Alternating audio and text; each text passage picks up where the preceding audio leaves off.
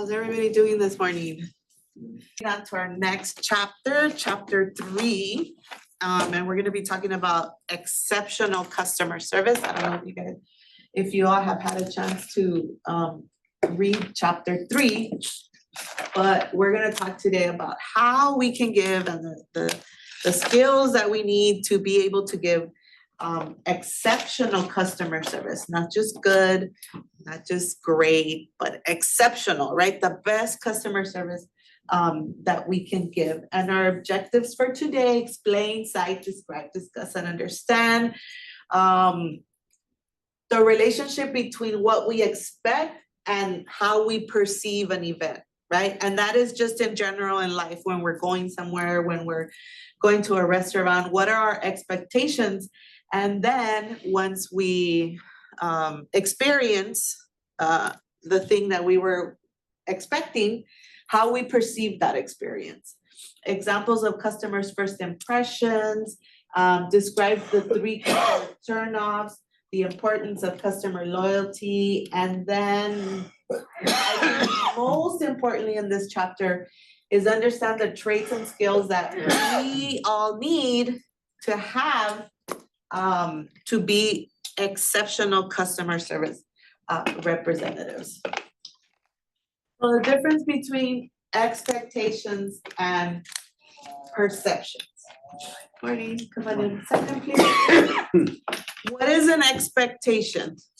What is an expectation that we have? Are the beliefs about service a customer has before a transaction, right? When we're going to a new restaurant, we've heard about it. Our friends rave about it. We see the good customer reviews. Somebody who we really trust says, you should go there. It's so awesome. And we are going expecting that it's going to be great, right? I'll give you an example. The other day I went to, it's called Aloha something over here in Alhambra, off the 710. My sister raved about it. It's the best food, best Hawaiian food. It's a little mom and pop shack there. And I said, okay, I'm gonna go and try it for breakfast because I was craving Hawaiian pancakes. She says, go there. They're really good. You're gonna love them. So my expectations were really high because she hyped it up for me. I said, great, I'm gonna have these Hawaiian pancakes, I'm gonna enjoy it, and I'm gonna enjoy my breakfast. My perception when I got there, that is in contrast, are the opinions created about service during or after a transaction, right? Customer perception. So I got there, it was a little shocked, there was a few people there. It was very Hawaiian in there when you go in there. And then the food comes out. If you know anything about me, know this. I am not a picky eater at all. I'll eat anything. If I really don't like it, I just won't ever order it again. But yo no le hago feo a nada. I'm pretty much, I'll eat anything. I could not eat them, the pancakes. I couldn't. They brought the pancakes over and it was a little tiny bit disgusting because the pancake was still mushy inside. I guess they didn't really cook it properly. And then on top of that, it had this like custard with some, I guess, macadamia nuts they are, or walnuts. So when I walked out of there, my perception was that this is a horrible place. I have no idea what my sister was talking about with my expectations. So my perception did not match my expectations. So when customers come in, a lot of times they come in with expectations on how their service is gonna go. Plus the customer service was not the best, right? And I've been getting a lot of that, maybe because now I'm noticing it a little bit more, right? Our perception is based on how service measures up to our expectations. So if our expectation is at a 5 and our perception is at a 10, then the customer says, I received exceptional customer service. If it's less than, if your expectation is at a 5 and you're getting a 1 or a 2, then we're gonna walk out of there with a bad taste in our mouth, bad pancake taste in our mouth, right? To end that story, I didn't eat the pancakes. We actually left and we went somewhere else to have breakfast. Because my perception of the place was not good. Now ask me, Javier, ask me, are you ever going there again?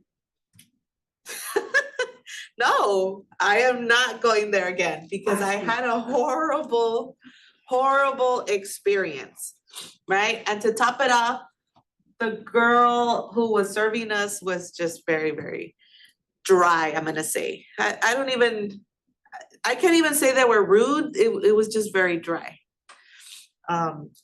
Really no interaction, just place the order, that kind of thing. So I want to share with you some customer service stats that we're gonna see.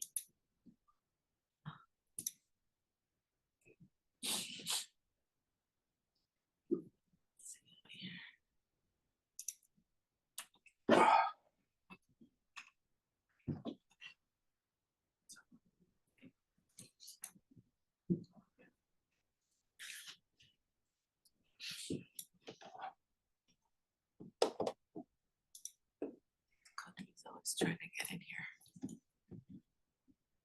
Okay, so these are some stats from 2023 about customer service, right? And the return on investment of great customer service. So for example, 68% of customers say they're willing to pay more for products and services from a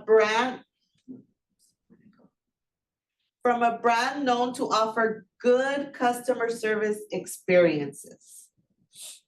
86% good customer service turns one-time clients into long-term brand champions. So this applies to my situation, right? If I would have had a good experience, then I would have been a long-term person in that establishment. I would have came back. But my experience was horrible. So therefore I was the 114% that didn't have a good customer service experience there. Not only was the service not up to par, but the product was horrible. Maybe if I would have had a good customer service experience with the person who was serving me, I would have been able to come and say, you know what, I think maybe the cook didn't really cook these pancakes properly. Do you think maybe they can put them back on the grill? And then, but she was very dry, very, okay, here, whatever. So I didn't feel comfortable in going and asking for them to give me better pancakes. So what did I do? I just walked out. 93% of customers are likely to make repeat purchases with companies who offer excellent customer service. That is a high percentage, 93% of people. What else do we have here? Increasing customer retention rates by just 5% can increase profits by between 25 and 95%. Wow. So why are companies, what's the big deal about customer service? What's the big deal about customer service? Because if our customers are happy, they're buying our products, what does that mean for a company? Making money. They're making more money, right? We're not just here because we want to be here, right? A company is in business because they want to provide customers with a product or with a service, but also they want to be making money. 83% of customers agree that they feel more loyal to brands that respond and resolve their complaints. Isn't that great? When you have a complaint, something happens. I just got my last phone call, I think it was on Monday or Tuesday, from the Costco. Remember I told you about my Murphy bed, that it came, it was broken. And I communicated all through email, and they gave me a final call saying, we just want to make sure everything's right because our system shows that your replacement parts were delivered. I hope everything worked out. Let us know if you have any further issues. I put my bed together and it's fine. So I was like, I love Costco. They're great. The customer service was there. Yes, there was an issue because in life there are issues, but the problem was resolved. There was no questions asked. They were emailing me every step of the way. And in the end, here they are just calling me to see if everything's okay. That is exceptional customer service. And that's why I love ordering things from Costco. I'm a big Costco purchaser. So we can see here by these stats that are from 2023, just last year, how important it is for our companies to have customer service. And us as a customer service representatives, the frontline people, we are the ones giving these impressions and we're the ones making all of these stats happen, right? Because they're not the CEOs, they're the customer service reps.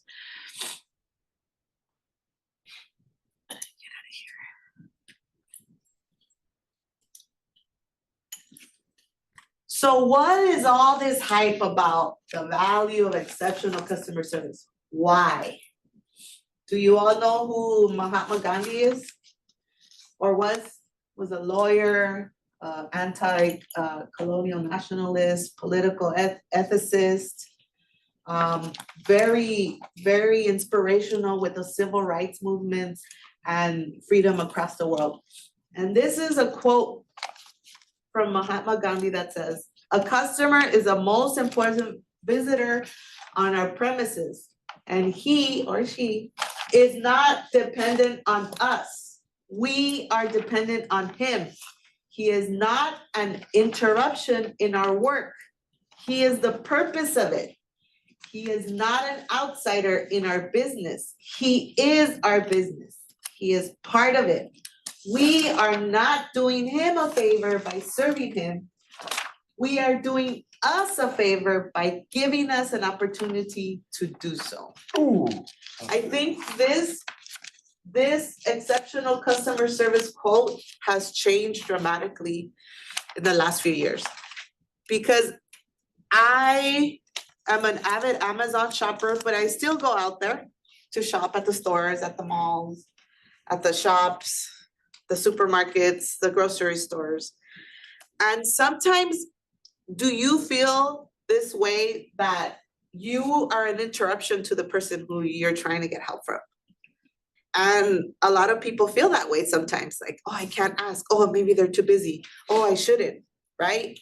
But we forget that our customers are the important ones in our business. Somebody coming into our business and asking for something is important because we are meeting their needs and they're not an interruption to us. They are the ones that are helping our business succeed. If it wasn't for customers, let's just close the door and shut down. Here at ELAC, if it wasn't for you all students, let's just shut the door and close down because we're not doing anything, right? The students are the customers and the students are the ones that tell ELAC how exactly it is that ELAC is doing. So types of customer service experiences: negative, perfect, and exceptional. I hope nobody wants to be negative. Perfect, okay, but I hope that we all strive for giving exceptional customer service in our different fields. And it's great to help people, right? Do you all feel that way when you help somebody, when somebody has an issue, when somebody has a problem here on campus? It's just a great feeling to be able to help somebody and get them to where they're going. So let's see the differences between these. Negative customer service. The customer does not meet expectations. Remember, they're coming in with expectations. Maybe they've heard about your service. Let's say, for example, somebody who's going in to do their nails into a nail salon. Yes, this person has heard about this nail salon. Oh my God, it's so cute in there. Oh my God, the friends say that the nails last 2 weeks. And you have all of these expectations. And you walk in there, you have a negative experience, and your expectations are not met. Horrible work, horrible atmosphere, very unfriendly. And now the customer just goes to the next nail shop, right? Because they had a negative experience. So in a negative experience, the expectations that a customer has are not being met. In a perfect experience, expectations are fully met. Exactly the way they told me, right? Exactly the way they said it was gonna be, that's how it is. So the customer has a good experience, it's perfect. What is an exceptional experience? Above and beyond. Above and beyond. We met the customer's expectations, but what about something a little bit no more, right? The woman walks into the nail salon, everything is great, she looks at her nails and she loves them. But the customer service rep, the receptionist in the front says, here is a coupon for $20 off next time you come in here. What is that? A little perk. A little perk that we weren't expecting, right? Let me validate your parking. Here you go. Here's your validation, so you don't have to pay parking wherever you parked. Not in every case, but sometimes those things apply. Something special added at the end that the person was not expecting. That little extra mile, that little perk, that little add-on gives the customer an exceptional customer service experience. And that's what we want to strive for, to give them exceptional customer service. Exceptional customer service, right? Extra information of value, going the extra mile, personal and appropriate. Maybe the person had concerns and they were solved. The customer service rep solved them. Service that is individualized to the person. You feel like this person feels like they're the only person in that nail salon, right? They're treated special. And that makes people want to come back, right? Exceptional customer service. Maybe the person remembers their name. Have any of you ever had that experience where you walk into an establishment and they remember your name? Maybe a little mom and pop store, like a restaurant, or I remember my husband, that happened to my husband. He's a painter by trade and he works in GWP now. He's a supervisor. But back in the day when he was painting, he would buy a lot of paint from Dunn Edwards. You guys ever know that paint shop? Dunn Edwards? All they do is sell paint. Well, painting supplies. But he would walk in there because he was always going in there and they knew his name already. You know, he would walk in and, hi, good morning, Danny. Oh, you're back. You know, hi, Danny, hi, Danny. So it was a person who was walking into a store on a regular basis and the customer service rep already knew what his name, and sometimes already knew what he needed. You know, maybe this, or maybe they were offering products. They always had exceptional customer service. Exceptional customer service, that works. At least from my experience. Something that we can do to offer exceptional customer service, check in with phone calls, right? Follow up with people. Like the customer service rep gave me a phone call, left me a message and said, hey, I just want to make sure everything was settled. You know, it shows that you got your replacement parts. Give us a call if you have any issues. So that's really, really nice. We're offering individualized services to each customer, right? Because different customers have what? Different needs. The same customer has different needs depending on the visit. Maybe one day they're coming in for one thing and another day they're coming in for something else. So it really, really, really depends on the customer service rep to be exceptional every single time the person comes in and to meet the needs of that particular customer during whatever particular time they're coming in and meeting the needs that they have. So you never have a second chance to make a first impression. Is that a true statement? Yes, I believe so. Why? Because the first impression is more impactful. Okay. What is a first impression?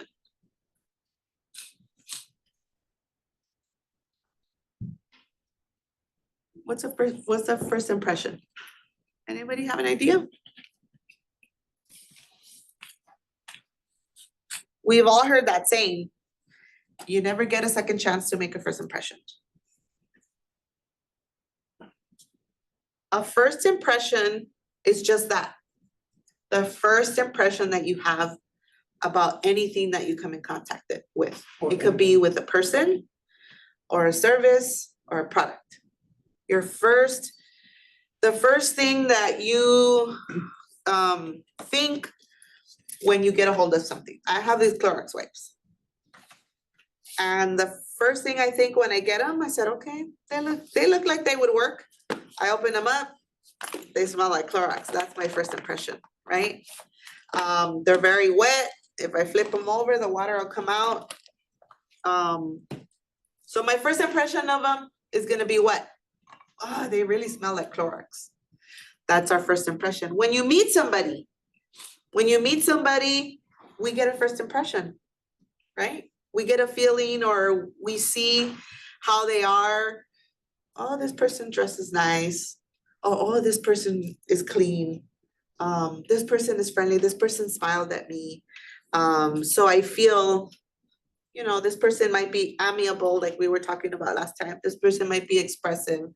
Or if we get a serious person and they don't smile at us, hi, nice to meet you. Turn around and walk away. Or say, oh, maybe they're very analytical, right? Low emotions. And that's the first impression that we get of them. And our customers have first impressions. So first impressions are very, very important when a customer is walking into your establishment, right? For you that work here on campus, let's say you are taking care of the reception area. A person walks in, what is the first thing you say? Good morning. Hi. Yeah. How you Hi, doing? good morning. Can I help you with anything? Or welcome to ELAC. Do you need any assistance? Any of those, right, are great. And some of the things that we can do to give people a great first impression of us, of our business, is communication. If you watch my video, I live my life by communication. Communicate with me. I'm an easygoing person. I am here to assist you.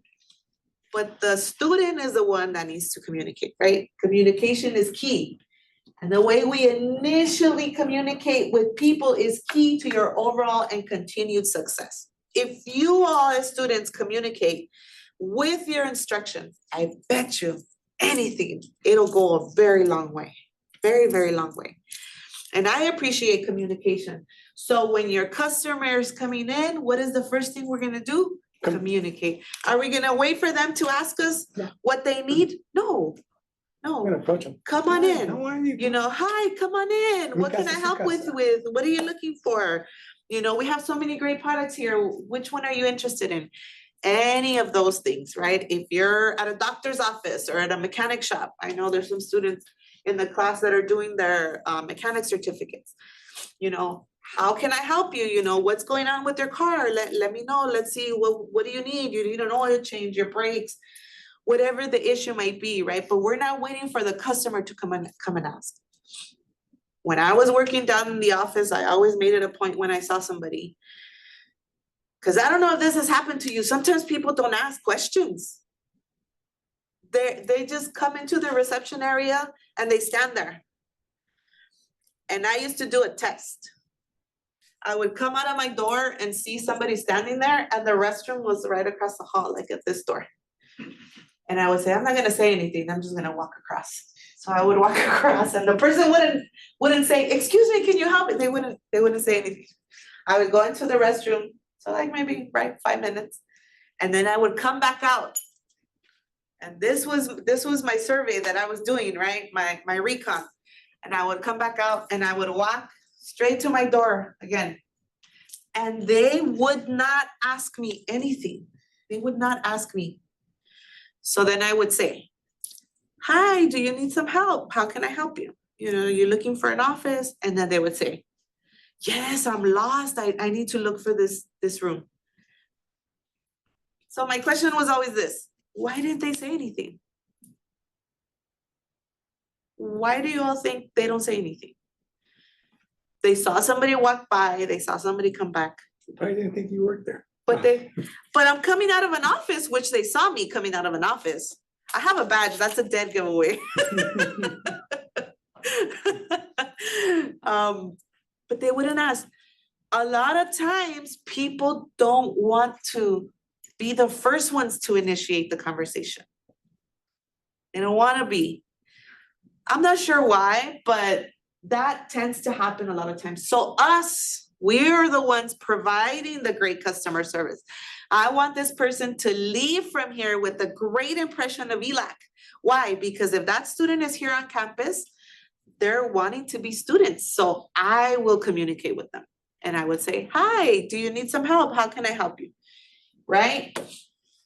Now, when we have customer service representatives in our company and maybe we're managing them, we need to have a baseline of what the first impression is gonna be, right? The minimum level of service it takes to satisfy customers under ordinary circumstances. So for example, they're in the office, we would train the student workers, right? Every single person who comes in, you greet them. That's a standard.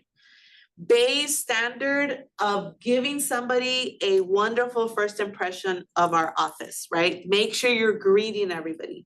You don't know who's walking in there. It could be the chancellor or it could be one of the board of trustee members, right? And we want to give a good first impression. So our baseline is always greet everybody. Greet everybody. Can you all think of a company who has that baseline of greeting every customer who comes in? Anybody shop at Walmart? Oh, yeah. You always have Right. that person at the door. They always have the person at the door. And a lot of companies are doing that now, right? Anybody go to Starbucks? Right? When you walk in, what do they tell you? Welcome. All the time, welcoming the customers. Is that important? Walgreens does it too. Okay, Walgreens. Welcome. I don't really shop at Walgreens, but okay. Walgreens, CVS. I shop at CVS. Walgreens. That one does it. A lot of companies are wanting to give that welcoming feeling, right? Does it matter? Does it matter to us? Yes, It does? it does. What about you all? What about the millennials and the Gen Zers in here? We don't have any alphas. Does it matter if you walk into Starbucks and they say hi or not? No, not really? I'm just here for my drink. Yeah. And you all probably already ordered it on the app, right? You just go and pick it up. Yeah, look at I don't know what it is. They're not doing that anymore because people were stealing drinks. Oh, really? Yeah, they haven't been doing that lately. Now they kind of keep them behind the counter and they're like, give me your name. I mean, the gajillion names that there is on earth, I mean, what are the odds of you guessing, right? That Somebody take your drink. that somebody's there, but anyways. Okay, so we don't, some of us care, some of us don't care, right? But as we were discussing in last class, a lot of times it has to do with the season of our life, right? Right, Hanan? Maybe Hanan, in a few years, maybe 10 years from now, it might matter when you're walking in with your 2-year-old or your 3-year-old and yes, Jasmine. Probably so like you had said, depending on the generation, Mm-hmm, if it's someone older, you yes, get, like I was raised to always saludar. Every uh-huh, time you walk in, someone say hi. In Spanish, like when I started Spanish. yes, that's true. So I think a lot of older people that's good manners to them, Uh-huh. and then younger generations now really don't care for it. It's not that important. Yeah. But what are we finding? That a lot of the younger generations are now working in those positions, right? Oh my gosh, it's hard for them. They're now working in those positions, serving or giving customer service to the older generations. And that's kind of where we're having the discrepancies. I remember Disneyland. When did I go to Disneyland? I went in 2022. Went in 2022 with my sister and my dad. And before then, I've been there in 2019. And before then, I hadn't been there since 2006 or seven. What I remember, Disneyland and the people there, the happiest place on earth, and the fact that these people are always so happy and hi, welcome, welcome to Disneyland, and what this happiness that I remember from 2006, it's not the same now. It isn't. I don't know if you all have been there, but there was actually a dean here that used to work at Disneyland. The dean retired, and the dean used to work as one of the characters. The characters that you can't see, the ones that put on like the masks, right? The whole outfit. And she would also talk about the fact that the customer service at Disneyland has gone down. We don't really have that happy, energetic, maybe, yes, that whole expressive amazement, right? You're at Disneyland, and now, at least when I went in 2022, it wasn't the same. It wasn't the same. It's COVID. Maybe a lot of people feel that customer service really isn't that important. But I think as the younger generations, as you get older, it will become something that is important to you. We have a moment of truth, right? A moment of truth is like the first impression, when that person comes in contact with you and the explosion of feelings happen, right? Kind of like when you meet somebody and either you like them or you don't like them. And everything that person does either helps their case with you to like them or doesn't. So our moment of truth is an episode in which a customer comes in contact with an aspect of the company. Doesn't matter how, if it's online or if it's in person, if it's on the phone, but it's that first explosion when we meet a company and we get all of these rushing feelings about how we were treated or not treated, right? So we want to give a positive first impression. It is going to be effective. Now remember this, as great of a first impression that you give somebody, you all that work here, the student comes in and they're so excited, you exceeded their expectations, you helped them, you even took them to the office, and you even connected them with somebody in financial aid and said, this person is gonna help you. That's a great first impression, right? Great, excellent, exceptional customer service. What? They come back a second time, and now you offer horrible customer service. Is the first impression gonna stick? No. No. So it doesn't matter how great of a positive first impression we give. Don't ever let the subsequent experiences with that person be any less than, right? Because a negative will always outshine the exceptional customer service that you I gave. think it was. It doesn't matter. Albert Einstein did it. Is it not how we are in our lives sometimes? Yes, yes. I've been married for 32 years. And you still can't get over it? I still can't get over it. And sometimes what we remember is the bad things, right? Remember when you did this? Just the other day, I told my husband that. Remember when you did this to me when we were like, he's like, oh my God. And he's done a ton of good things, right? He's done a ton of good things. And that's why I've kept them around. But a lot of times as human beings, we are wired to look at the negative, right? Do you all feel that way sometimes in your lives? No? You just look at all the positive, Hernan, that's it. It's easier to dwell on the negative than it is to. That is true. That is true. It's easier to dwell on the negative. And I think that it's easier to dwell on the negative because the negative is what affects us the most, right? The negative is what traumatizes us, what hurts us. And I think sometimes the hurt, that's a little bit difficult to get over. And we dwell on it. And it is like that with customers. It is like that with customers. So always keep your positive first impression up here with providing exceptional customer service every single time the person comes in contact with you. That is very important.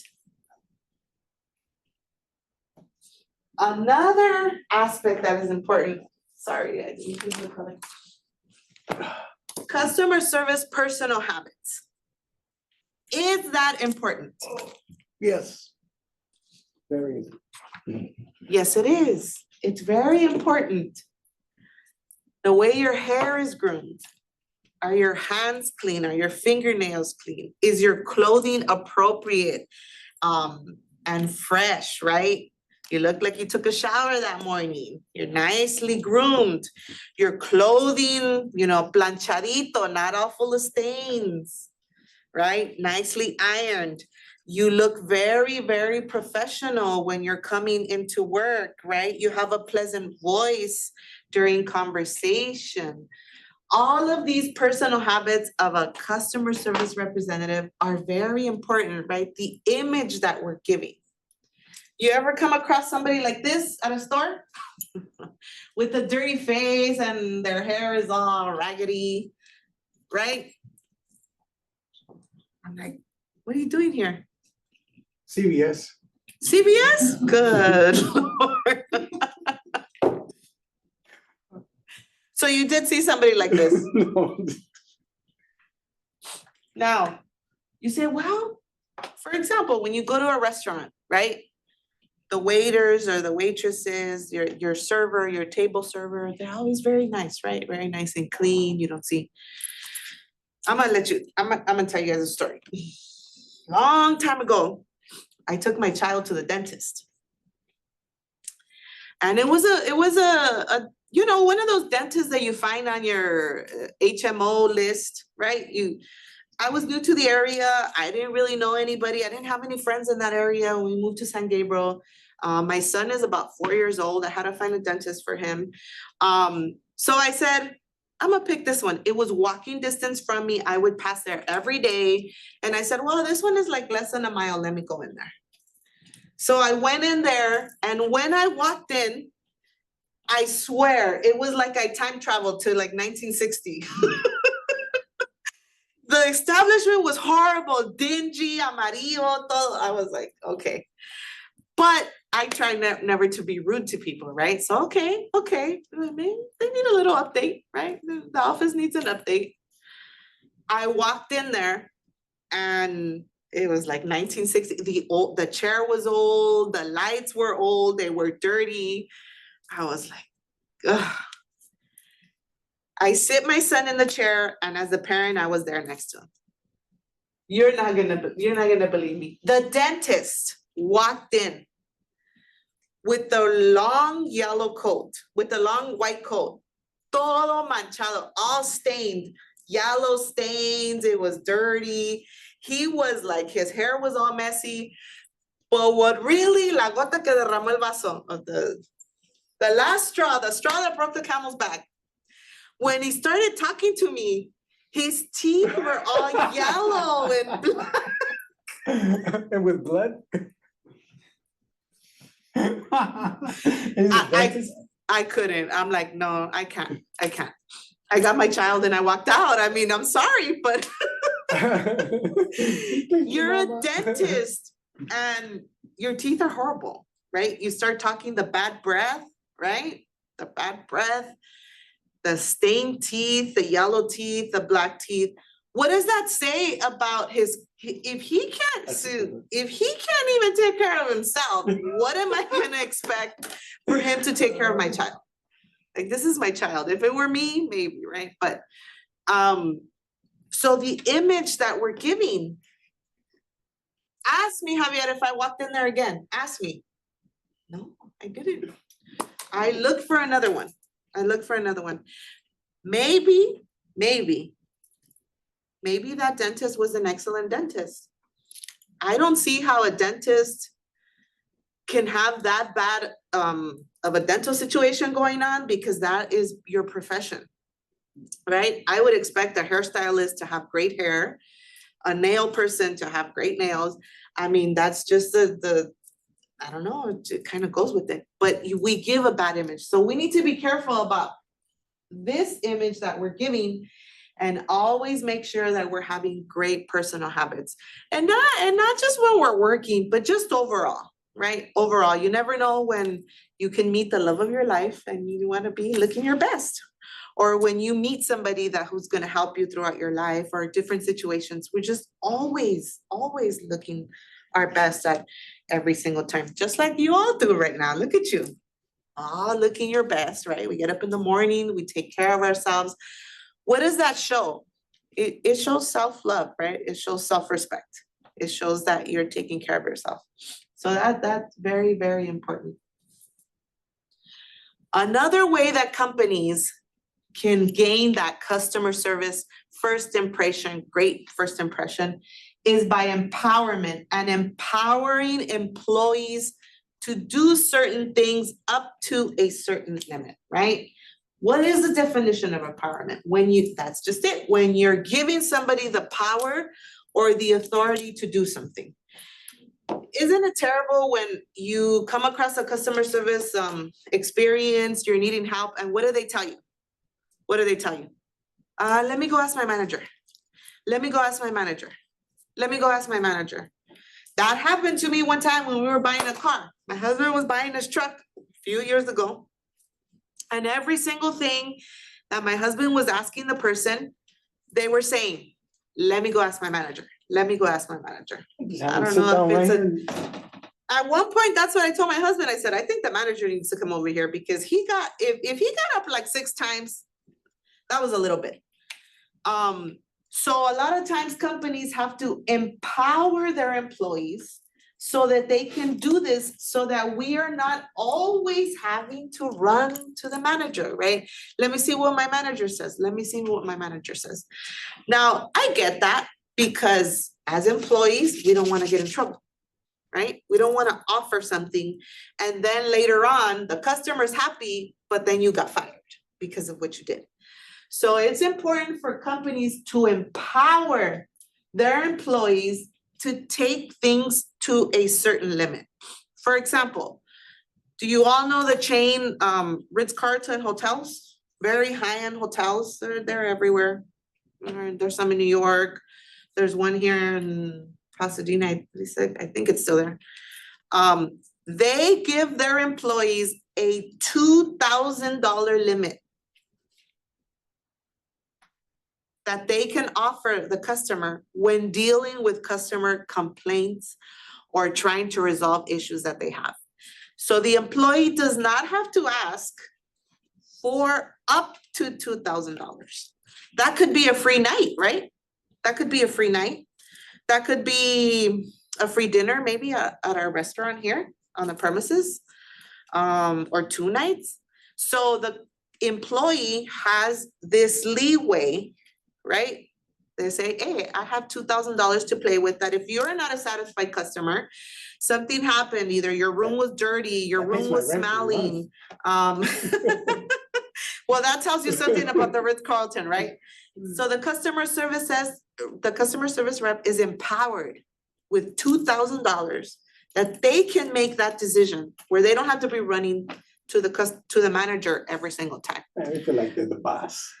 Yeah, so let's watch this little video here, Okay. where we talk about what exactly we mean by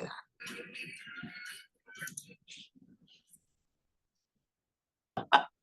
She just paid for her wedding. Yes. Well, she didn't pay for her wedding, but she did pay for the dresses, right? The company had empowered her to do that. She probably had a certain limit and said, look at the situation. If you heard the situation, the wedding's in 3 days, the dresses just arrived, they're the wrong color. If you've ever known what it takes to plan a wedding, it's very, very stressful. So she was empowered to give a refund, right? Give a refund and then send the correct dresses. For free. And when the customer service rep is empowered, they can make these decisions, right? But that has to come from management. Management has to give the customer service rep the empowerment that they need. Yeah. If we do it on our own, that is not gonna be happy for you or for management. But companies really, really need to consider giving their employees certain level of empowerment so that they can help resolve these issues, right? When customers come with their different issues, they say, okay, I can go to here, and if you need resolving after here, then we're gonna have to get a manager to come, right? And then we don't have to feel like we don't have job security because we are trying to provide excellent customer service. But a lot of times maybe employees might feel fearful of refunding. Why? Because the management hasn't allowed us to do that. Therefore, we don't have job security. No, I can't do that because then I'm gonna get in trouble. So companies need to empower us as the customer service representatives so that we can feel empowered, we can take over and resolve the customer situations, and we can also have job security and not be afraid of getting fired.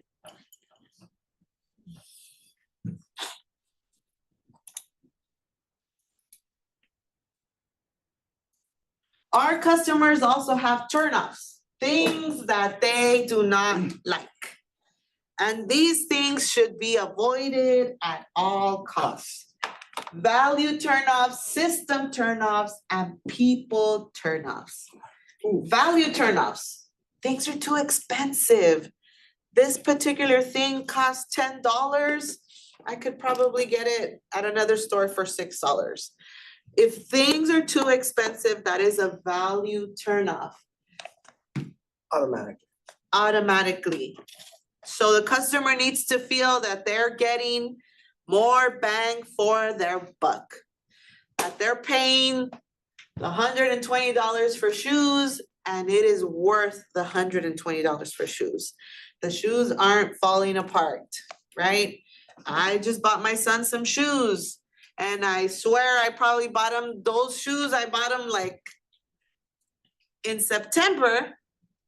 And at the bottom, they already look like they're having holes. Like it's getting holes and it's a Nike. So do I feel it was $120? Do I feel like I'm getting more bang for my buck with that? No, they didn't even last a year. Is. So I don't feel that I'm getting my money's worth, right? So that's a value turnoff. When the product doesn't meet what you spent for it and you think, I was ripped off because this is way too expensive and it didn't last as long as I thought it was gonna be, or it isn't as good as I thought it was gonna be. A system turnoff, how difficult is it to get something delivered? How difficult is it to try to order something, right? Some companies have all these different steps that you have to do and it's terrible. And it turns you off to wanting to keep ordering or to wanting to get deliveries from them because it's just a horrible system. Or people turnoffs, that involves us here, the customer service reps. We can turn off people to our companies. We can make people not want to come back. Why? Because we're offering poor service, because there's a lack of courtesy, because we're rude, because our hair is all messed up and it looks like we just got up this morning and walked out of the house, because we have an indifferent attitude. Somebody comes in and they tell you, wait, or no, we don't have it. And then they turn around and they keep doing whatever it is that they're doing. All of these things turn people off to us. Even with our friends, when we're rude with our friends, do they want to play with us? No, they don't. They don't want to be around us. They don't want to invite us to their house. They don't want to invite us to go out to the movies or to dinner, to whatever it is, right? If we have indifferent attitudes towards people that are around us, that are in our circle, if we're rude to them, if we're obnoxious, if we're insulting them all the time, if we don't pay attention to them, they might text us a message and it's 2 days later, and what are we, now we're responding like, oh, sorry, I forgot. That happened to me this morning. I text one of my friends like 2 weeks ago and she's barely responding to me. I'm like, girl, should I even respond? But I said, no, let's not pay bad with bad. I responded. I was trying to be a good customer service rep. But we turn off people. We turn off people in our lives and we turn off people in our companies, right? In our businesses. And that's not what we want to do. We want to be friendly. We want to be inviting. The total opposite of what this says, turning people off. Now, if you deliberately want to turn somebody off and get rid of them, let's say they're a bad friend, well, then I would suggest, trying some of these turn off scenarios here. Don't be courteous, be rude to them, and be indifferent. And I'm pretty sure they won't be your friend any longer.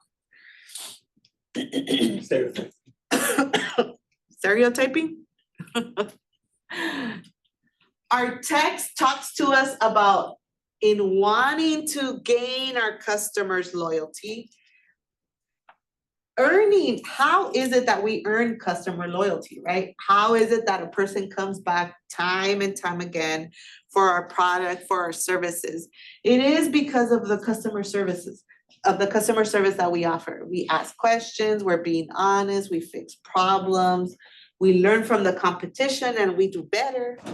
All that is saying the right expectation. Yes. Say, the customer already has an expectation, and when they perceive from us, they're perceiving all good things because we're offering all good things. We're offering friendliness, we're offering conflict resolution, we're offering problem solving. All of these are the things that we have to offer in order to make our customers stay, to want to be around us. So our role as customer service reps is exactly that. All of these things that we've been talking about that we like to see are the things we have to offer. We have to answer questions, we solve problems, we take orders, we resolve complaints. What else do customer service reps do? Sounds like a relationship. Yes, it is. Yes, it is. You all that work on campus, Jasmine and Isaac, you work on campus. What other things do your roles entail working as customer service representatives for the campus?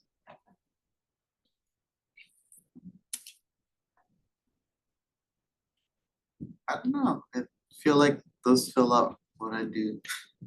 Maybe guiding people to different locations? Yeah, definitely.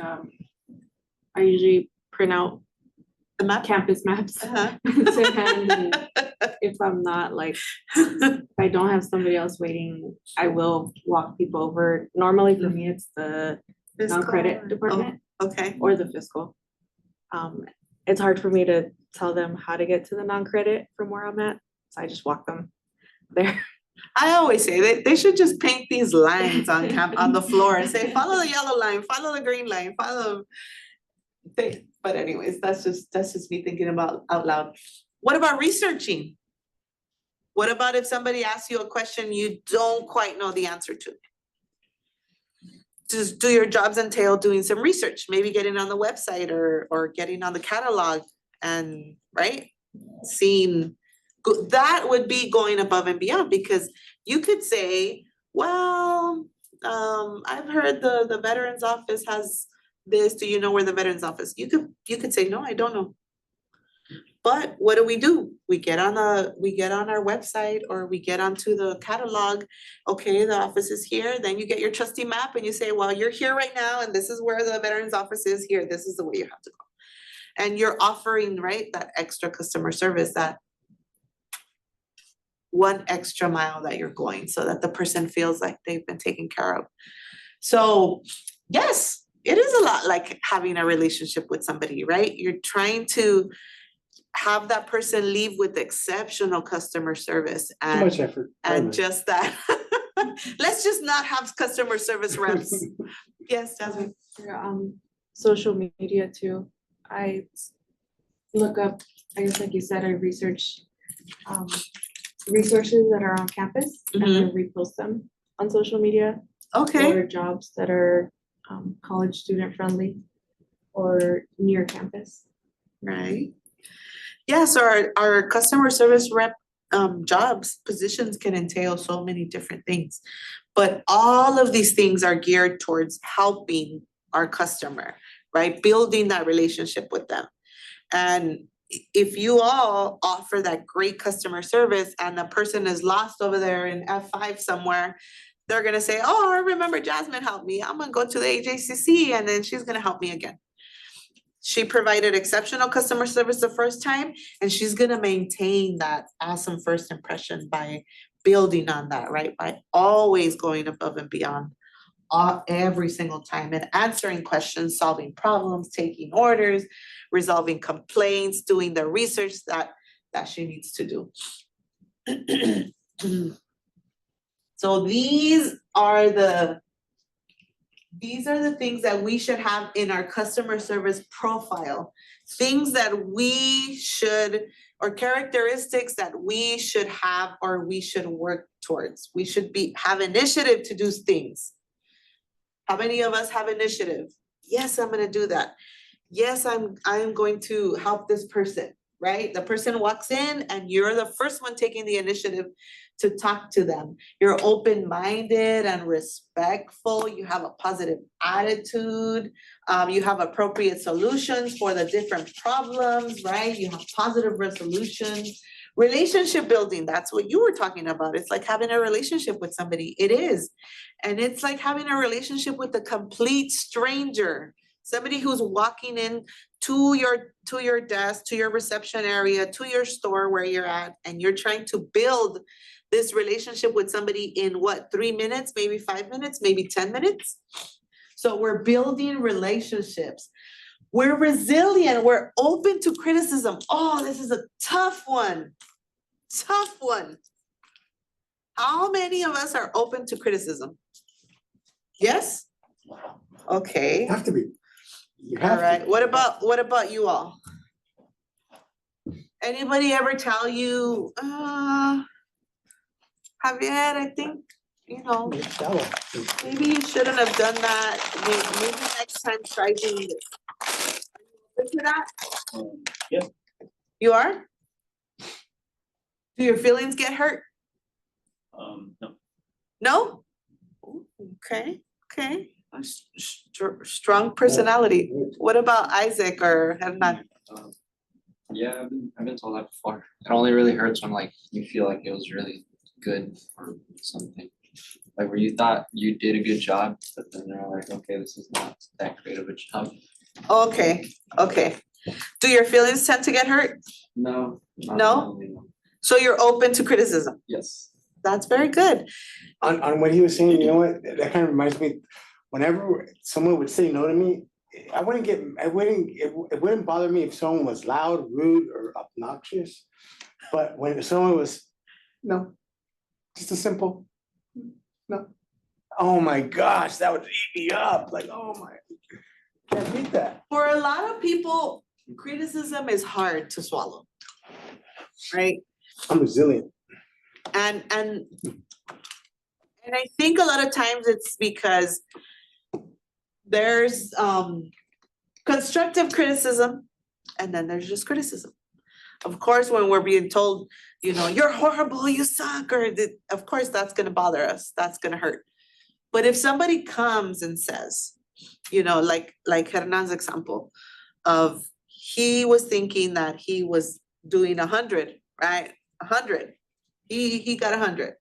And then somebody else comes and says, Hernan, it's not at 100, maybe it's at an 80. I think you can improve it and get it to 100 by doing A and B and C. That's different, right? Than just somebody coming and saying, well, you're horrible at this, and that was the worst job that I've ever seen, and you shouldn't be doing that anymore. Right, because when we get constructive criticism and we're open to constructive criticism, somebody who's giving us constructive criticism wants us to grow. And I think our managers want us to grow and be better. Because if we grow and we are better, we will help the company where we are at. Resistant to stress. Being customer service representatives, we're going to have a lot of stress. Do we fall at the first sign of stress? Do we run and hide in the restroom? Right? Do we leave the job and say, forget this? Sometimes. The stress, we need to remain calm and cope under pressure. Maybe do some breathing exercises, right? And control our emotions when we're coming across somebody who's frustrated. Remember that when a customer is frustrated, it isn't personal. It isn't an attack on you personally. They're frustrated about either the lack of service or the product wasn't working. And it isn't at you. You didn't do anything.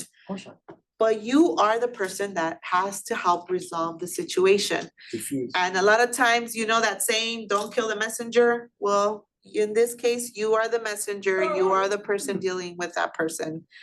And it is very, very tough. I had a particular situation. I consider myself a very calm person.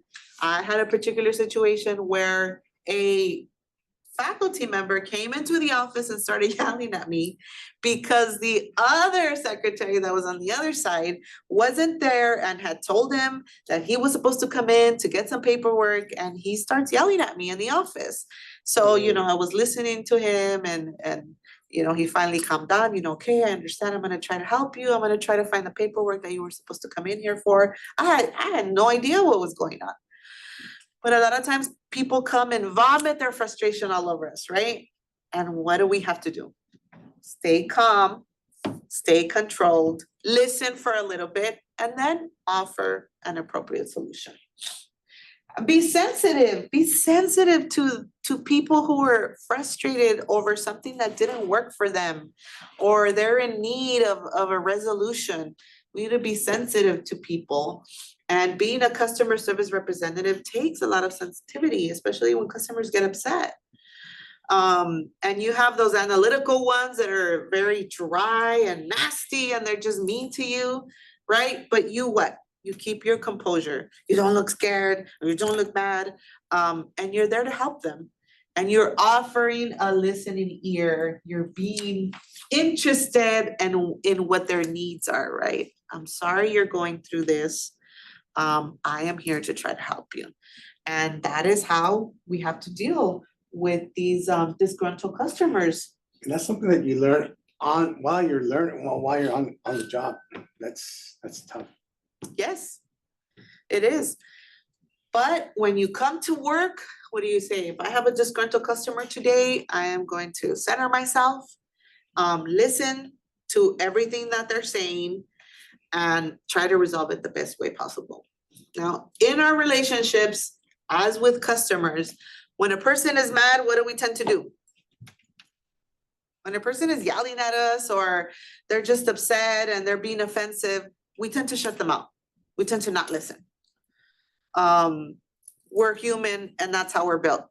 But if a customer's coming and telling you this is going on, this is what's happening, I'm doing this, and then this happened, and then this happened, listen to them every step of the way. And then in your mind, we're trying to find a resolution, right? Yeah. And our Always. service skills are just that. They're the same skills that we repeat. We listen, we deal with complaints, we manage people's expectations. Teamwork. Do you all like working in teams? No, You don't? Why? because I've always had to do it myself. Because you've always had to do it yourself? Well, in sales as far as, Okay. I mean, as far as, What about the rest of you? Do you like working in teams? You like it when you have to work with somebody? I like half and half by myself and then sometimes with teams too. With teams? Do you feel you work better with somebody else when you're working in a team? Yes. Yes. You get assistance from them, right? You get help. What about you all? Do you like working in teams? I'm a little more like half and half like she is. Sometimes when something needs to get done, like it falls on me like that. Uh-huh. being in a team is fun. Yes, it is.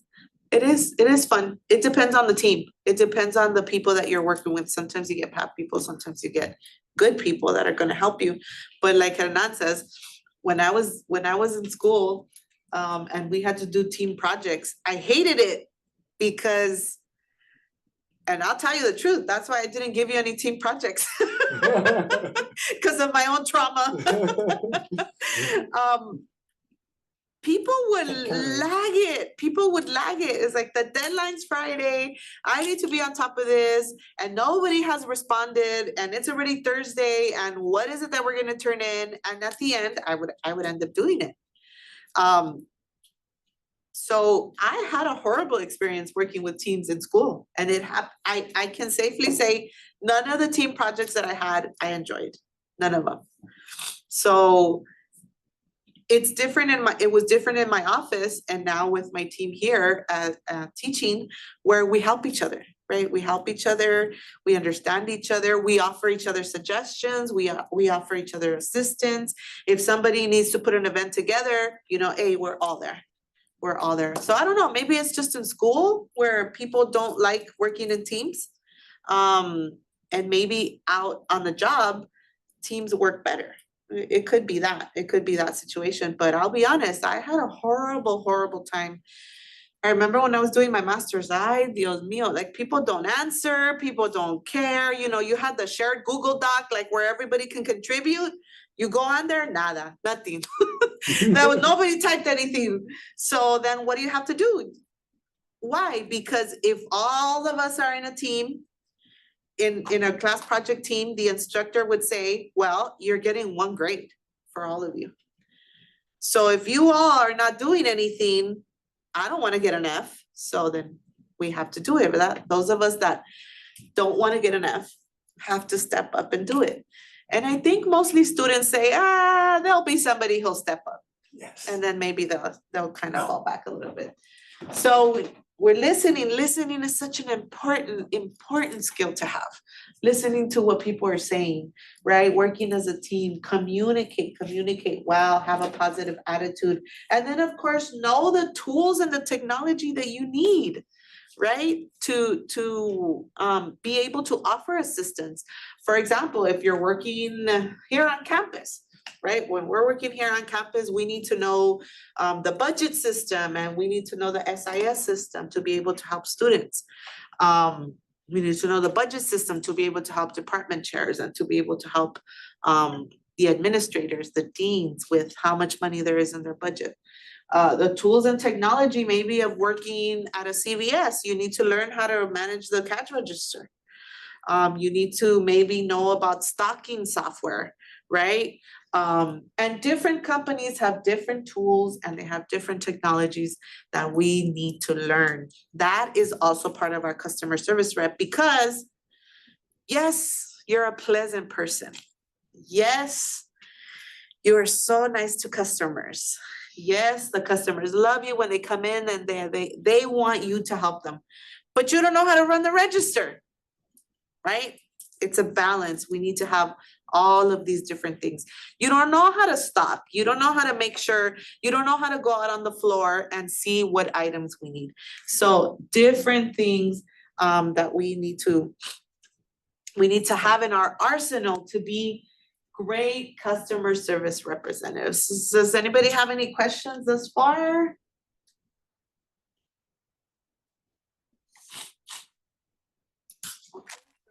Thank you so much. Have a good day. Have a good weekend. Rest of your week. Stay on top of your assignments, not just in this class, but in all classes, so that we get good grades.